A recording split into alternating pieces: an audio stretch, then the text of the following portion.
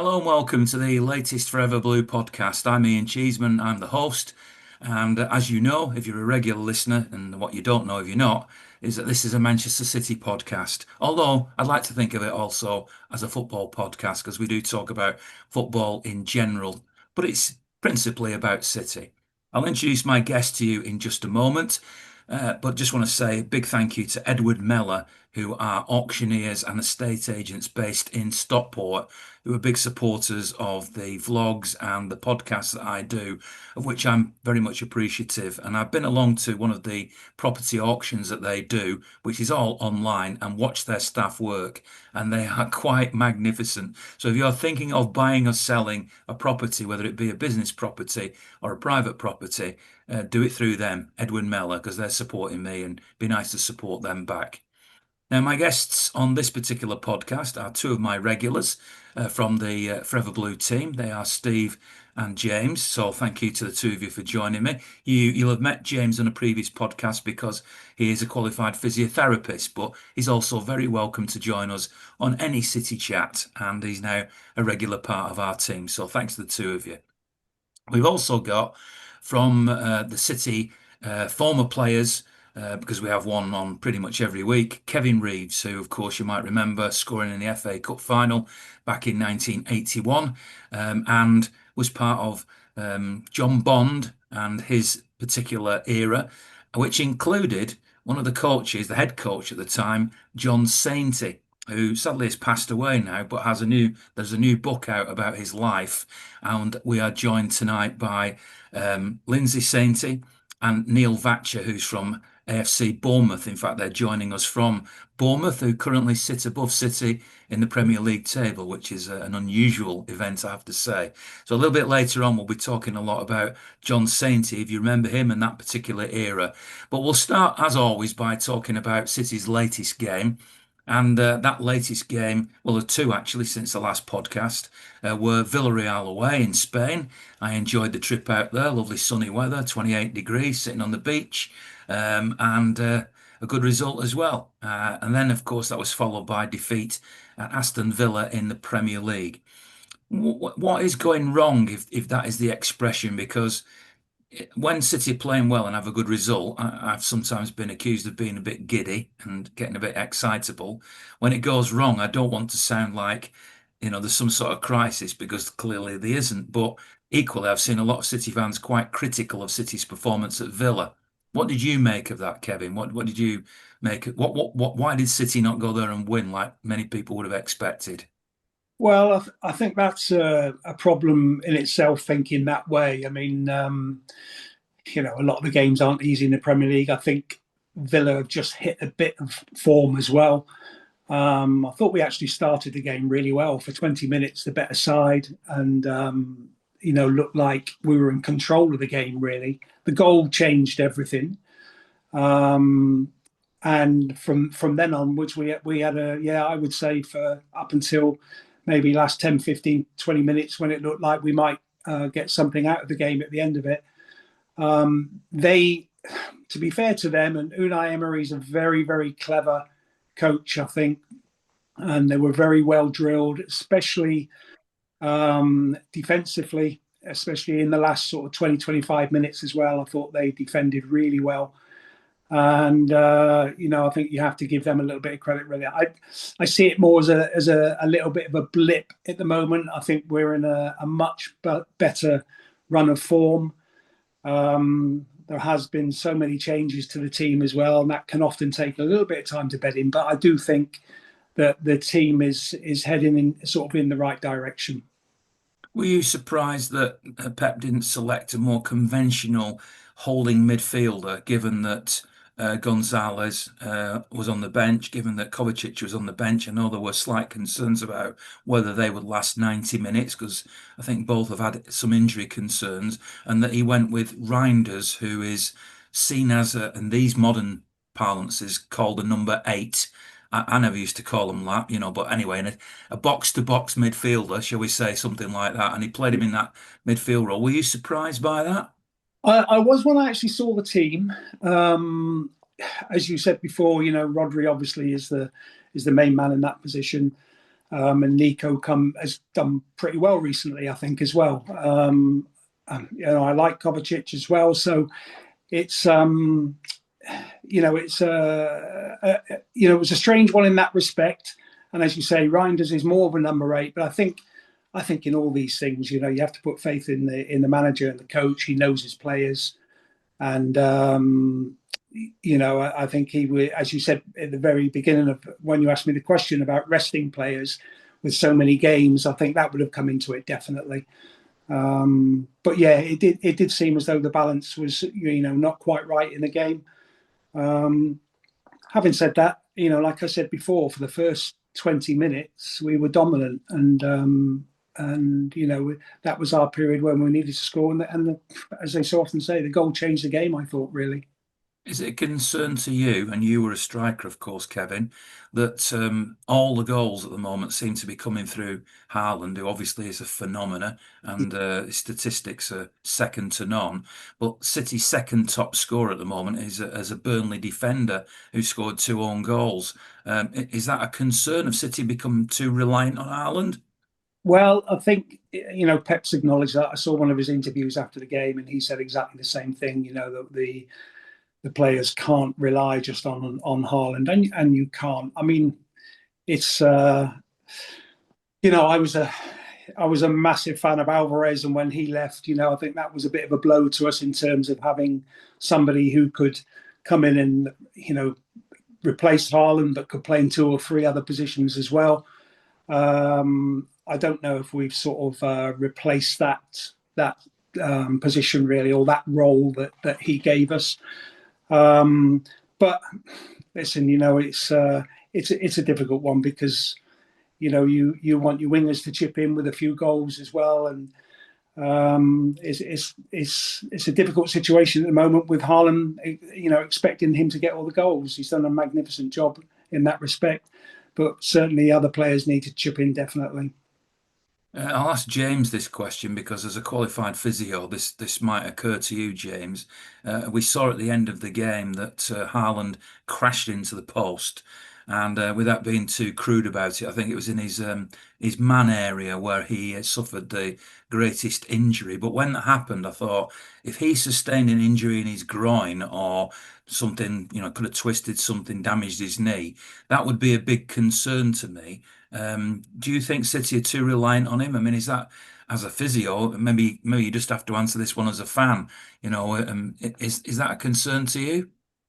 No, it's a good question, isn't it? I think I've been trying to weigh this one up. He's so good in many ways, Haaland, and why wouldn't you put everything through him? He's scoring so many goals, and ultimately he's doing a great job up there, isn't he? But then there is this element though of that depth and that over reliance and that sort of teamwork.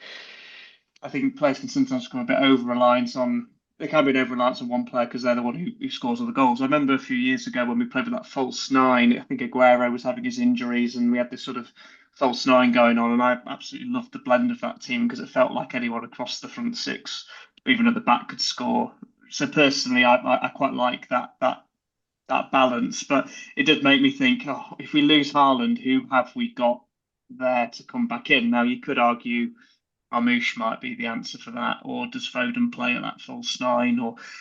But I think there is a question mark, isn't it? I think we're all probably looking at it going, who are those players yet to demonstrate they've got that ability to hit those 10, 15 goals from the wings? I mean, I was looking on social media before and just reminding myself how good Mahrez was for us. He used to chip in consistently. It felt like 20 goals a season.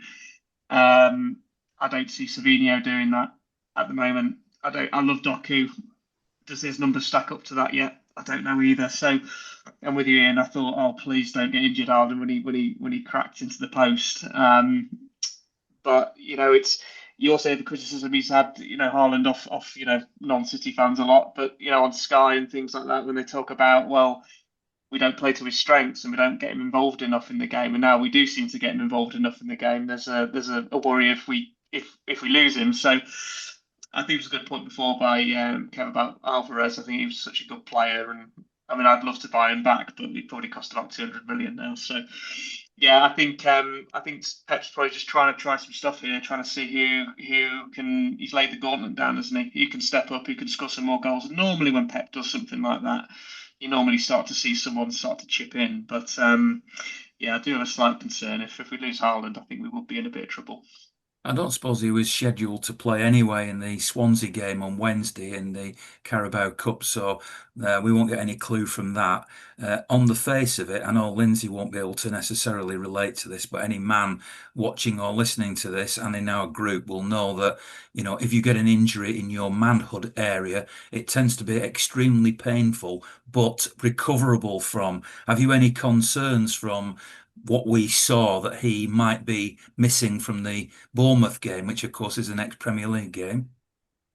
I think the positive was seeing him get up. I was watching very closely. I remember years ago, do you remember I think Phil Babb did a similar thing, didn't he, for Liverpool, and I'm not sure he carried on. So the fact that Haaland managed to get up, let's hope he's avoided any injury that and he was able to play on. I think within those kind of seriousnesses, you'd often know as a player straight away if there was absolutely no way you could sort of carry on or make a risk on that. I get the sense from what I've seen of Erling Haaland and read around him in terms of how much dedication he spends to his health. I think he's also pretty switched on to know that if he'd done something and to play on would have risked him. I think he's got the astuteness to make the right call. So I didn't see anything at the time to make me think. Luckily, when he played on, there was any problem long term. Hopefully not. But I think you're right, Ian. He probably would get rested against Swansea because we have to look at the minutes of these players. We've got to ensure that other players are getting their minutes and showing what they can do. And as much as we'd love to play our strongest players all the time, Pep and the team will be looking very much at the long term here. We are only in October still, aren't we? So I think I've seen calls for why, people say, why didn't Cherky play? Why is Mamouche not playing? They will get their minutes. They will get their minutes. But I think I'd be surprised if Haaland played against Swansea. But I've been wrong before. It's Pep's selection at the end of the day, isn't it? What did you learn from that game, Stephen? I know you were down at Villa Park, and I know you obviously watch every game very intently. Did you come away from that game gutted, surprised, disappointed? What emotion did you feel, and what conclusions did you draw from the game? I think I was disappointed with the result. But performance, if you take the emotion out of losing a game, I thought performance was far better than the two previous visits to Villa Park, where we've absolutely been played off the park by them. As Kevin said, we started well, we had a dip sort of mid game, but then we ended well. It was that sort of game, really. It was one of them where if we'd still been stood there now and Villa had gone home, we might not have equalised yet. But no, I don't think the performance was as bad as what people are making out.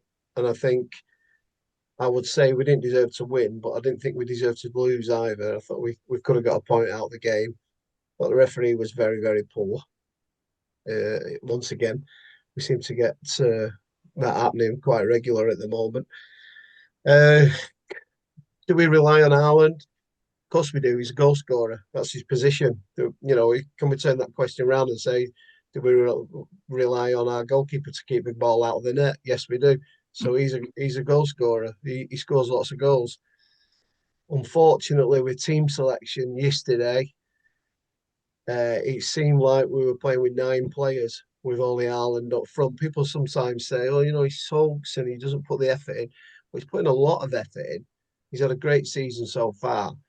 But the choice of wingers yesterday was just a complete letdown, to be fair. And I don't like. Savinho's got a lot of stick, hasn't he? Are you on I that saw, bandwagon? yeah, I saw it. I saw it on your vlog, and for the first time, I thought it was quite toxic towards the end. I think in the away end yesterday, his performance, a lot of people were very, very critical. And He came over. I don't know if you remember this, Stephen. He came over to the visiting supporters. Obviously, I was in the city section, and he was sort of waving his arms up in the air as if to say, "Come on, get behind me." And there were people around me going, "Put some effort in." Then I'm being kind in the words I'm using, yes, but yeah, that was the sort of so stick he was yeah, getting back. Was that yeah, fair? yeah. He seems to do that all the time, and I think I've to concentrate on his own game rather than what the fans are doing. I don't know, and Kevin will probably put me in a better opinion of this, but honestly, if I was a player playing with him, I thought Foden, Bernardo put so much effort into yesterday's game to get no. I would, I think I said to my lad coming home, I would have to say, I think I would be very critical of a teammate if I didn't think he was putting the effort in. And I watch him, and I don't like playing calling our players. You know, we try and support every player, but at this moment in time, I can't find any positive whatsoever with him.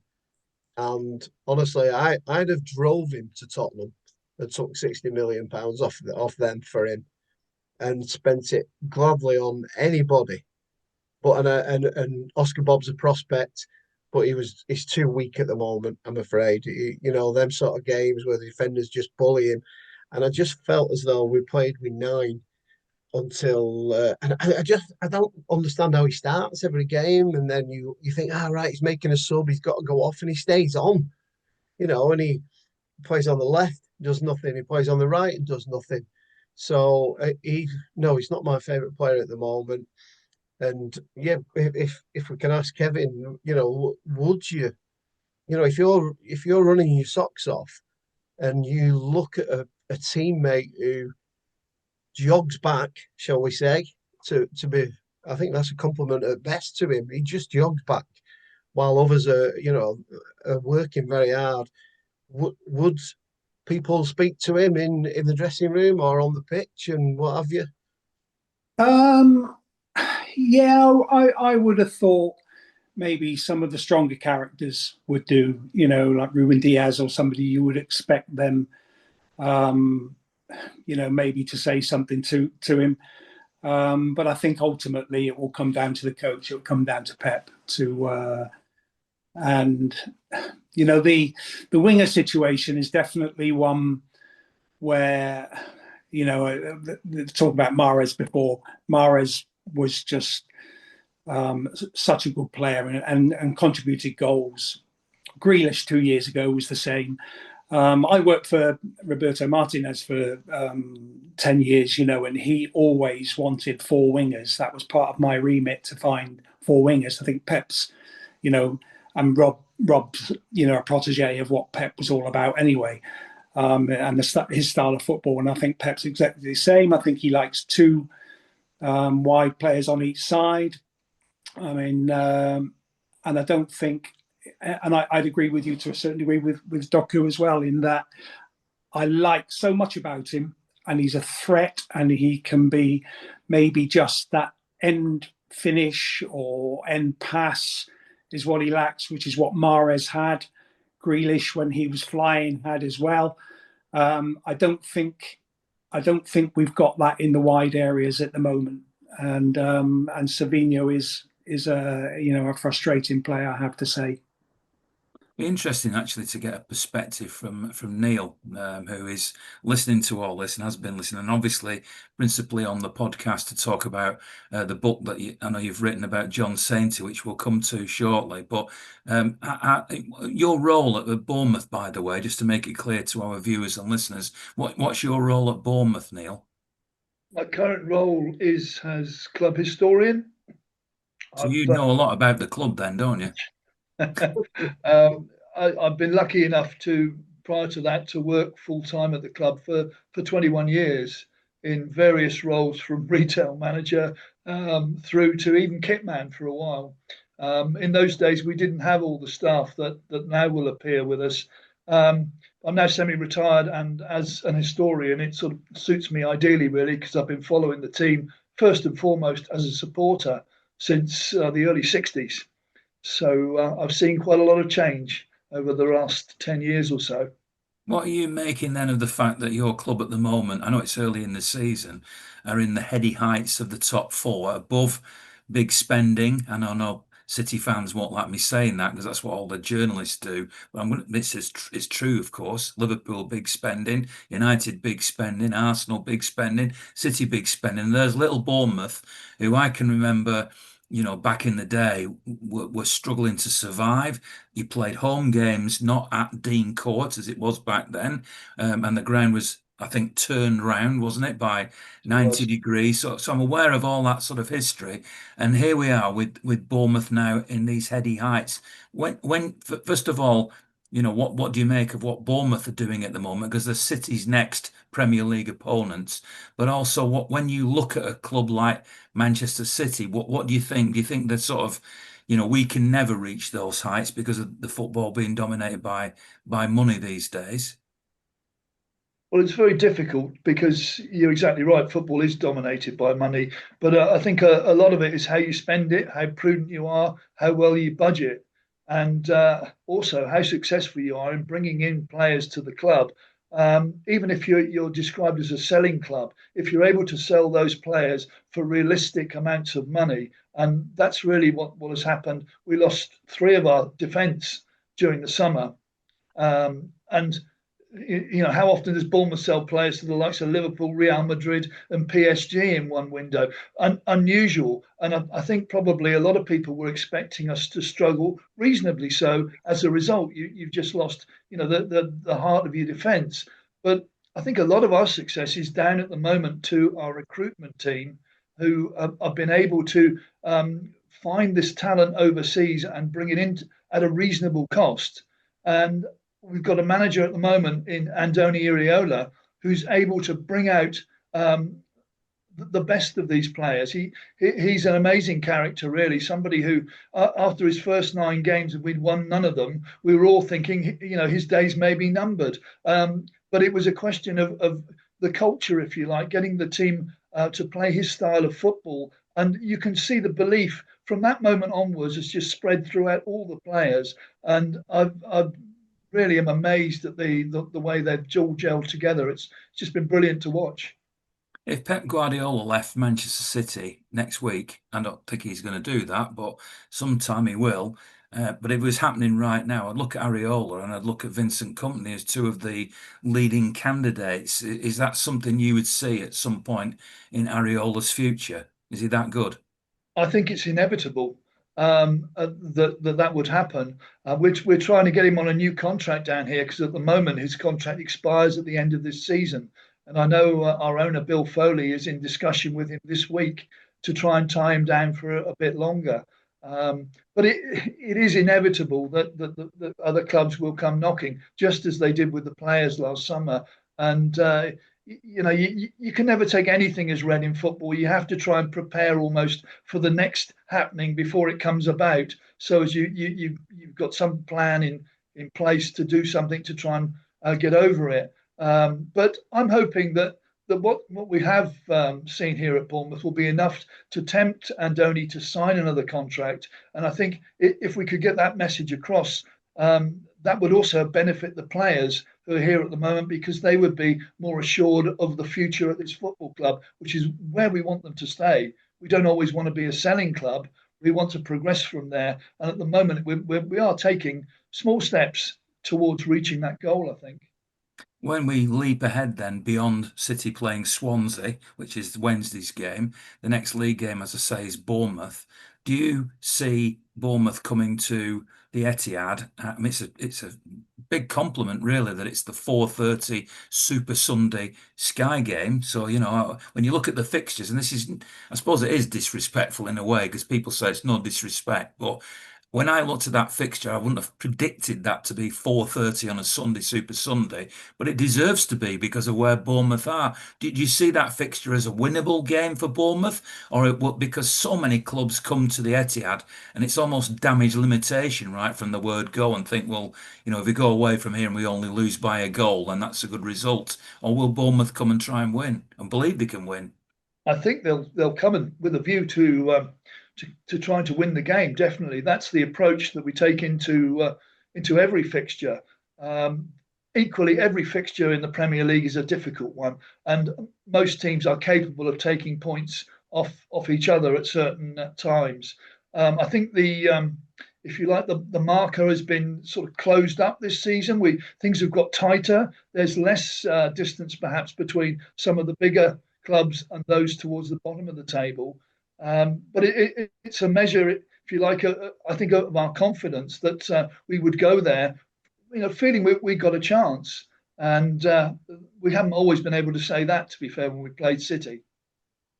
Well, this leads us perfectly into talking to Lindsay and about the book as well, and Kevin's time back in the day.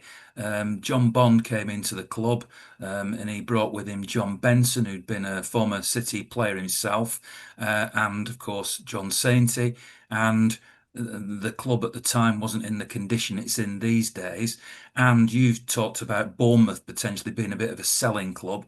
You could make the same argument for Norwich City and other clubs in history that have fed City, Manchester City, my Manchester City, and so Lindsay, when all that happened, and John, your dear beloved husband, came to Manchester City, did at that time, back in that era, did he think this is a massive move, this is a big club, this is a big city, or was City perceived differently back in the day? Oh no, I think I mean, I wasn't actually with him at the time, as we got together later on. But talking to him, yes, I think it was a big move. It was a huge sort of move for all of them, I think. And I know he relished it. He took it in his stride, but I think he did relish it completely. And I think it was lovely because there were so many, all together that had come from Norwich and Bournemouth, and as Kevin sort of followed through John's career really, and stayed at different clubs with him, right from a young age really. So I think it was sort of, all part of the family really. Before I bring Kevin in to talk about John, Neil, just in a potted sort of way, which is very unfair because obviously I've got the book here in front of me. If anybody wants to, so if you're looking at this on YouTube, you can see the book. If I can, there we are, John Sainty, Last Man Standing. So that's the book. Can you paint us a little pen picture of John's career then and how he came to City? Well, he started off as a youngster with Spurs, and he was a very, very good forward in the combination, but he had a bit of a problem getting into the first team because he had the likes of Jimmy Greaves and Bobby Smith before that in front of him, and he never got an opportunity, unfortunately, at White Hart Lane. And in the end, he had to make that decision. Do I sit here for another year, or do I go somewhere and get first team football? So he did the latter. He went to Reading. He had a good couple of seasons there, and then he joined up with Bournemouth when Freddie Cox was manager here in 1970. Sadly, we were relegated at the end of 69-70. John Bond came in to replace Freddie Cox, and that was a major transition here. Both tactically, the ideas that John had were advanced for the time, and Bournemouth suddenly became a very go-ahead club. Obviously, we had Ted McDougall here, Phil Boyer as well, another ex-City player. And the offset of that really was that John, if you like, wasn't able to get in the team so regularly. And eventually he moved to a midfield position. In fact, he would do anything that the manager wanted him to do. This was the great thing about him. He was somebody who went rather beneath the radar. You wouldn't necessarily pick him out, but he did an awful lot of work. And when he wasn't able to get a regular first team game, John had been impressed when he'd seen, John Bond that is, had been impressed when he'd seen John Sainty coaching the youngsters. John had even coached youngsters back when he was at Spurs as a boy. He was coaching those a couple of years behind him. And it was really through coaching the youngsters at Bournemouth that he developed the skills that eventually took him to Norwich alongside John Bond, and again to Manchester City and elsewhere after that. It was, if you like, John underachieved as a player. I think he was capable of far more, but he was such a versatile character that he could be used in so many different ways. He became a key component, I think, in John Bond's backroom team, as I'm sure Kevin would agree. Yeah, I mean, Kevin, your history with John Sainty and John Bond is quite rich, really, isn't it? Yeah, with both of them really. as Neil's been saying there before, I used to go and watch Bournemouth when I was a schoolboy. I signed it 14 years of age and on schoolboy forms there. So that was the team I watched when I was a youngster. Saint was in that team that I used to watch. And I was lucky enough to be watching that team as they developed, and Ted McDougall and Phil Boyer up front, and Harry Redknapp was in the team, John Rudge. There's so many players that went on, as Neil says, to play for Norwich and what have you. Saint then got into coaching, and he was my youth team coach at Bournemouth when I became an apprentice. Not afraid to make decisions, a good coach, you could say, only starting out at that time. But there was a classic one time because John Bond's son, Kevin, was actually an apprentice at the club. And I was a schoolboy, a year younger than Kevin, 16. And we were playing in the FA Youth Cup, and I was actually a right back when I was as a youth team player at Bournemouth. That was my position. And Kevin was became a really, really good player, but didn't fill out physically. Although he was a year older than me, he hadn't fulfilled his height, because he became 6'1", 6'2", was a bit gangly, a little bit weaker.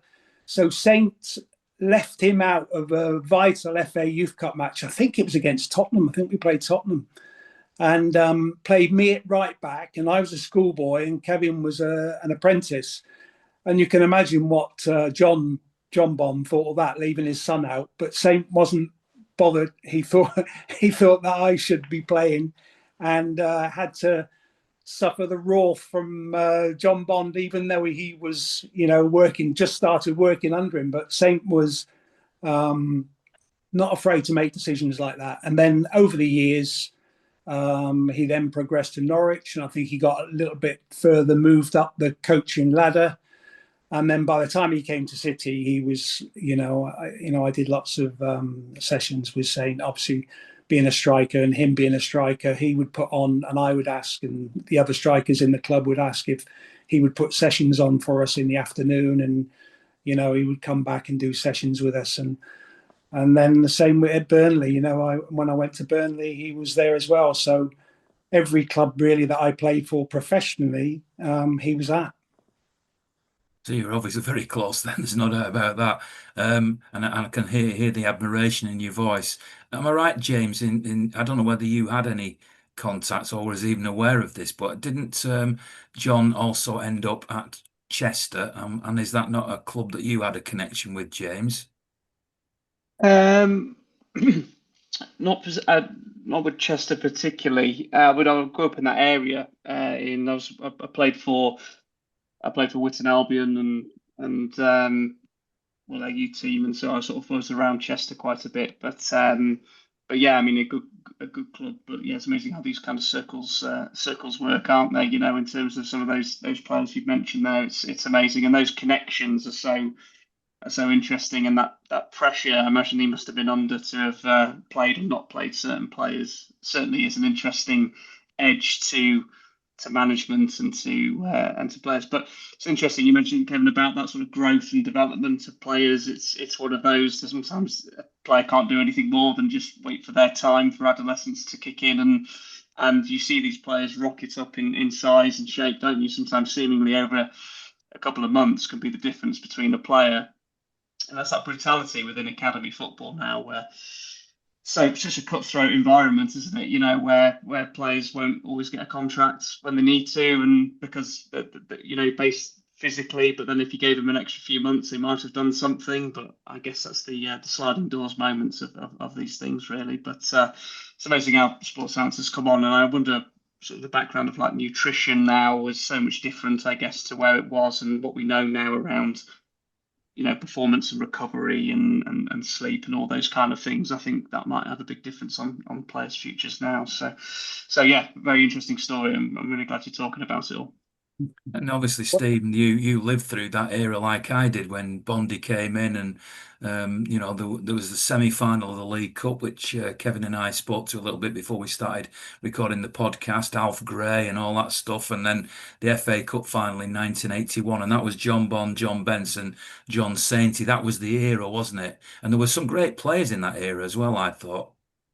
Yeah, the turnaround. Obviously, when John Bond took over, was incredible. As Kevin will say himself there, that it just transformed the team. And as we spoke about earlier, we're probably the better team against Liverpool over two legs, and Liverpool ended up that season European champions.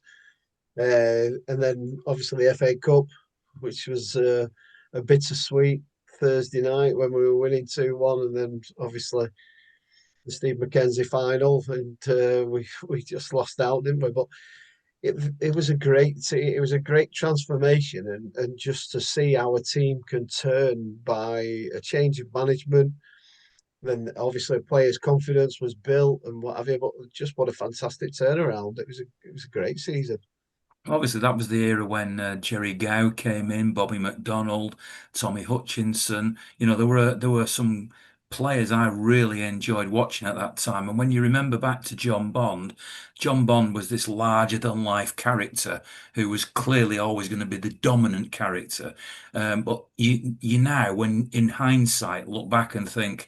I know John Benson went on to manage City after John Bond left, but you sort of think, I wonder if actually the unsung hero in that coaching staff was the man we're talking about tonight, John Sainty, because although I knew the name and I was aware of him and bumped into him, he wasn't the person I would have interacted with, in the roles that I was in at that particular time. And yet it sounds like his role was, the key coaching role behind the scenes.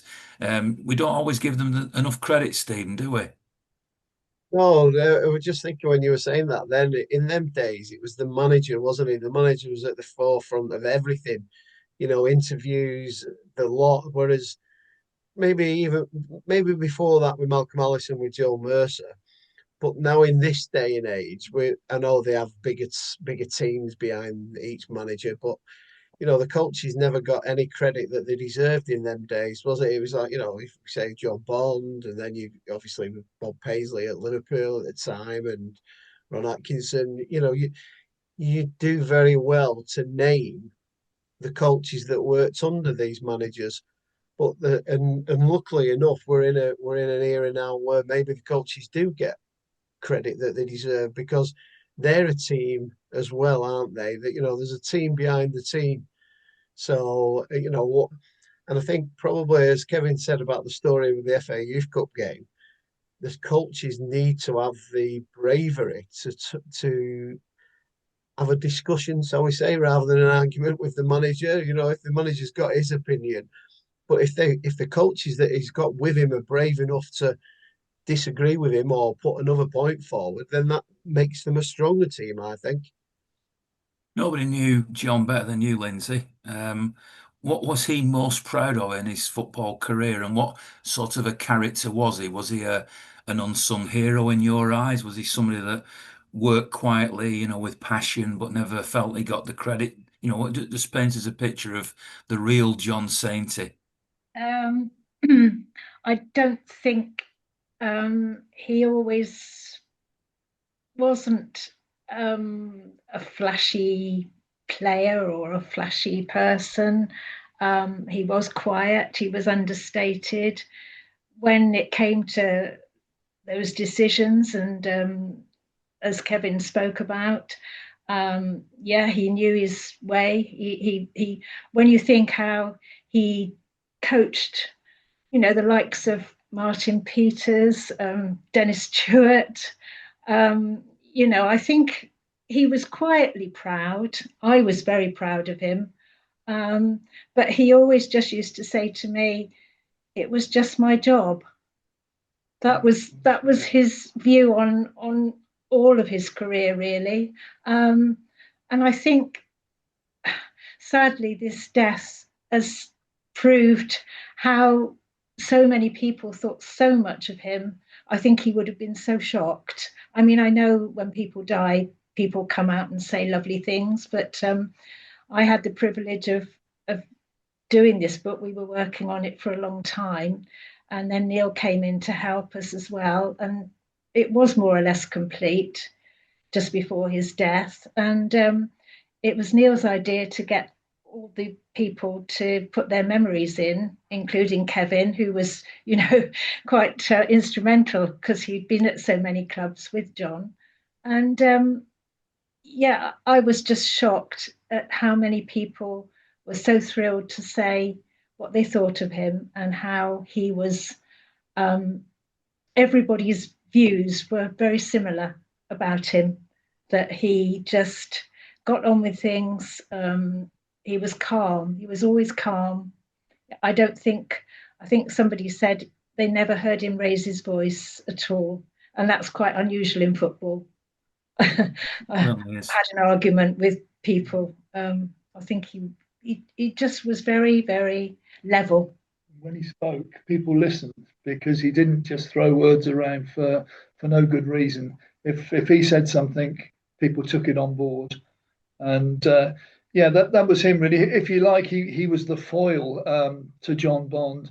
John Sainty was the sort of guy who put his arm around you afterwards and actually explained to you what John Bond perhaps had just been trying to explain to you in fewer words and slightly more aggressive manner. John was the quiet guy that they all respected, and of course, when he left City, he went on to have great success at Stockport, working with Danny Bergara, another Northwestern team.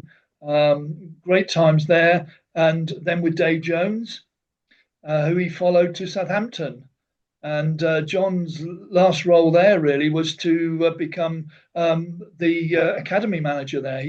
He had then had the pleasure of seeing players like Theo Walcott and others of that sort of era pass through his care at different times. James Beattie was another one. So it was a lifetime really spent just slightly beneath the radar, as we say, not quite in the forefront, but my goodness, he was a great person to have behind you. I had the pleasure of writing Colin Bell's autobiography, Reluctant Hero, and it sounds, although Colin obviously has, although I saw a top 100 players being posted on social media today of all time, the top 100 footballers of all time. And I looked down the list, and they're obviously full of magnificent footballers. But I did look at it and think, why is Colin Bell not on that list? And it's because he was quiet, he was understated. That's why we called the book Reluctant Hero. He wasn't flamboyant.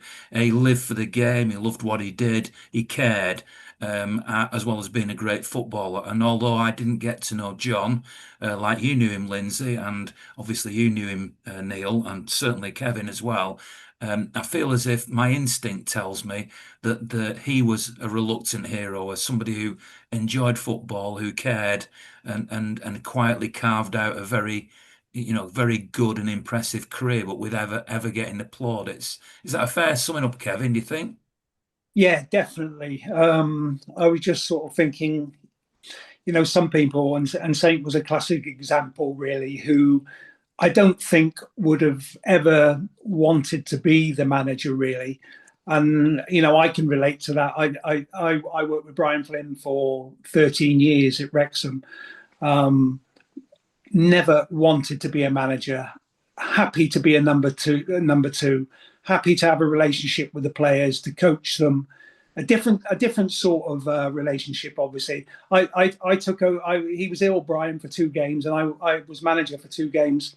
Absolutely hated it, and couldn't wait to get back to being a number 2, which was my role. And there are people, you were saying earlier on, managers of clubs have an incredibly difficult task, to have to, even, you see the Wolves manager yesterday, and I felt sorry for him, really. I mean, obviously they've not done well, but for the supporters to be where they were with him yesterday, and you've got to put yourself in front of that as a manager.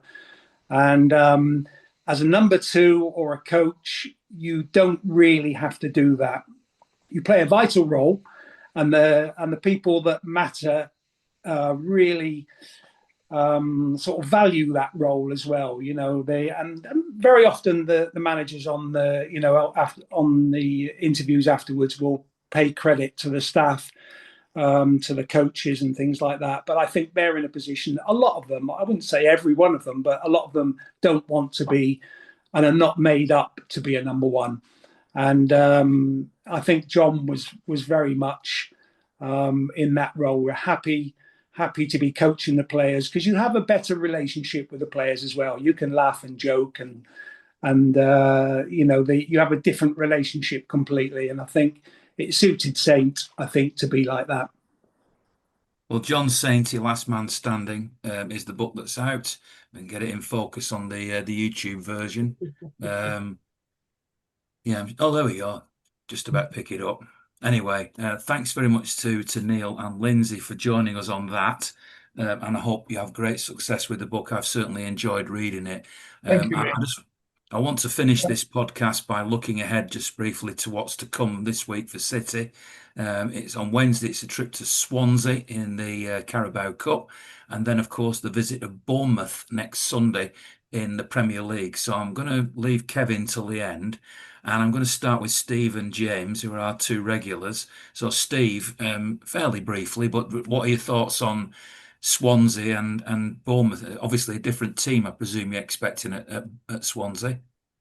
Yeah, a chance for those that are not had as many minutes recently, and a few youngsters maybe as well to give it a go. Difficult game, I still think, as Huddersfield was. So, but I would be looking. I'd be disappointed if we didn't win the game. Put it that way. Sunday, very, very tricky game. I think they give us one of our biggest beatings last season when Bournemouth beat us 2-1 at their ground last November. I don't remember, even though we lost to Liverpool twice last season, they didn't turn us over like Bournemouth did that day. And they're a very good side, as we've already spoken. They're in a deserved position, and it will be a tricky game. Hopefully we can win. James, are you bothered about the Carabao Cup? You know, I mean, if he does put out youngsters, will it break your heart if City go out to Swansea? Oh, I don't want to take any cup for granted. So yeah, if we won the Carabao, I'd be delighted. It felt really weird last year, didn't it? Not winning anything. It shows how far we've come as a team. So I always trust Pep and the team. I think he always treats these cups with respect.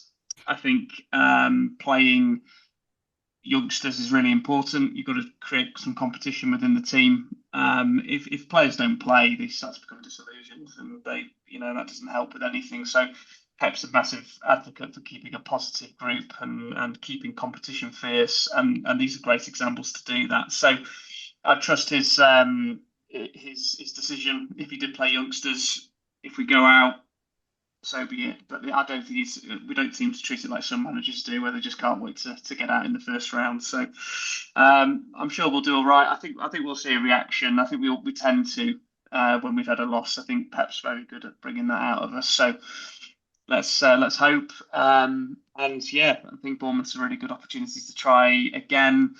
I think we're still learning a lot about this team and a lot about our players. So I hope we just put a good account of ourselves in on these next two games, build a bit of momentum back, and it's a long way to go still, though. Long way to go. So we'll keep building. As Bournemouth's historian, Neil, are they going to make history at the Etihad on Sunday? Well, from our point of view, that would be lovely. But we go there with the greatest respect for City and everything that they've achieved. I just hope that we can play as we're capable of playing, and let's just see what happens after that. That's the key. I think we want to put in a performance, to justify what we're capable of. Because sometimes, we haven't always been competitive at the Etihad. But hopefully this time we'll give it a good shot, and we'll see who comes out on top. If John was with you at the game on Sunday, Lindsay, do you think he'd be supporting Bournemouth or City? Oh dear. He wasn't a good watcher of a game anyway. That's an unfair question to ask you, but I'm sure he'd enjoy the game, wouldn't he? I think he would, yes. Well, I can only wish the two of you all the best with the book, and thanks for talking to us about it. I'm going to leave the last word on this podcast to Kevin. Let's move on from the Swansea game for now, because we all know that it'll be a different team. Not quite sure what to expect, but the big challenge for City next week, because the one after that is Liverpool at home. So the next two Premier League games are tough. What are your thoughts on the Bournemouth game? I mean, is there a serious chance that City could lose two in a row, or do you expect, as James does, a reaction? What are you expecting in that game? Yeah, I'm expecting a reaction. I think after the result, I think it's going to be a very difficult game. I think Bournemouth incredibly have improved from last season. As Neil was saying, when you think, the players they've lost, they've replaced them brilliantly. Recruitment has been fantastic, but I just think that City will react to that game. I think at the weekend, I think they are sort of still in the process of finding their feet a little bit with the new players. I think I like Marmoush, and I think he's going to be a really good player. I think there's some of the new players that have come into the side are bedding in, but I don't think they're there yet. But I expect it to be a really good game as well. I'm actually there I'm doing a Q&A in one of the lounges with Gary Owen on Saturday, so it's going to be great for me to see those both teams up there. But I think I would expect City to have a reaction. Well, thanks to everybody for their contributions to this particular podcast. We'll be doing it all again after that Bournemouth game. So we'll be reflecting back on the midweek trip to Swansea, on that Bournemouth game, and then looking ahead to the visit of Dortmund in the Champions League and Liverpool in the Premier League. So it's never a dull day being a City fan, that's for sure. Don't forget to check out the YouTube vlog. And of course, if you're watching this on YouTube, it's on this channel. So just look at the fans before and after every game. I'll be down at Swansea, of course, on Wednesday, as always, and then out and about looking for Kevin probably before the Bournemouth game so I can get him on the vlog. And in the meantime, have a good week. And if you only remember one thing from this podcast, as well as, of course, the details of John Sainty's book, Last Man Standing, which is available in all good shops, remember this: it's always and always will be, even in defeat, great to be a Blue.